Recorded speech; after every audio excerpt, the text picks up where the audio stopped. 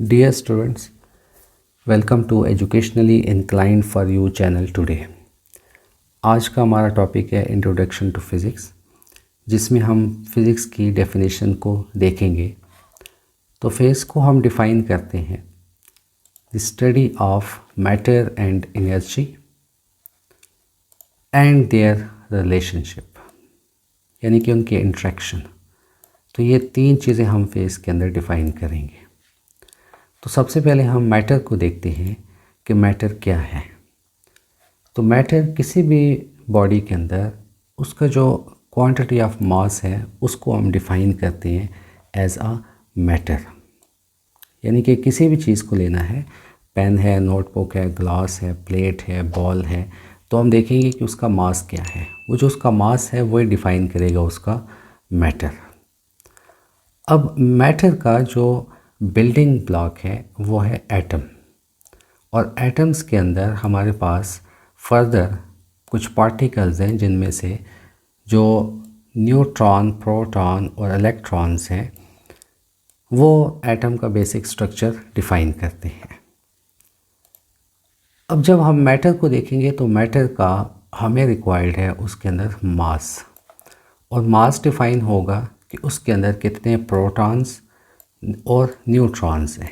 Electron एक इंतहाई light particle है, तो उसके मास को हम as compare to masses of protons and neutrons neglect करेंगे। जैसे कि यहाँ पर है तो यहाँ पर न्यूट्रॉन है, प्रोटॉन है और इलेक्ट्रॉन्स हैं। ये एटम का एक बेसिक स्ट्रक्चर है। लेकिन जब हम मास की बात करेंगे तो मास में न्यूट्रॉन और प्रोटॉन, ये दो पार्टिकल्स जो हैं ये अपना रोल प्ले करेंगे।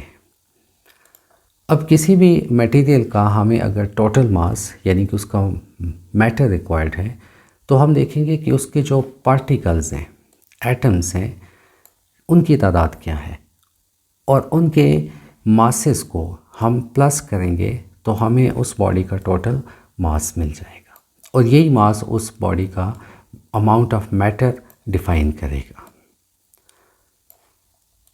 अब अगर हम एक गोल्ड रिंग की एग्ज़ाम्पल लें, सोने की चूड़ी की, तो हमें यहाँ पर गोल्ड के एटम्स की तादाद पता होनी चाहिए, और उन जो total number of gold atoms हैं उनके मासेस को हम प्लस करेंगे तो हमारे पास उस गोल्ड रिंग का टोटल मास मिल जाएगा हमें, और यही मास उस गोल्ड के मैटर को डिफ़ाइन करेगा।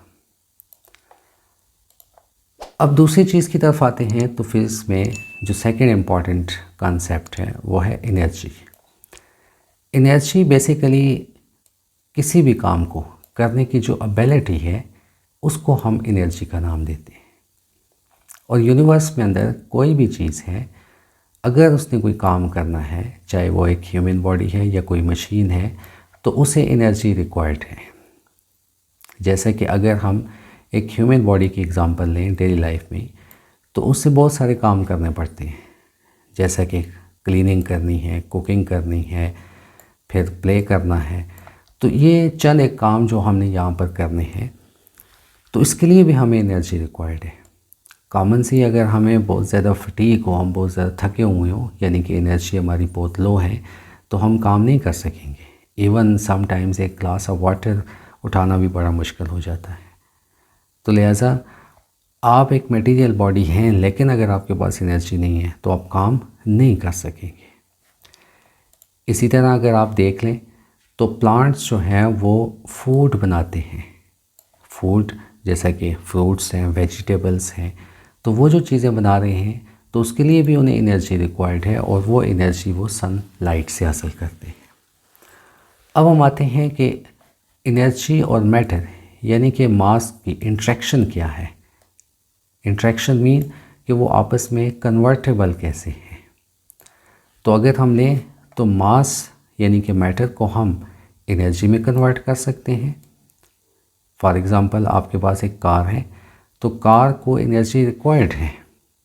वो एनर्जी वो एक मटेरियल यानी कि मास से हासिल करेगी, और वो मास हमारे पास पेट्रोल होना चाहिए या गैस है या डीज़ल है।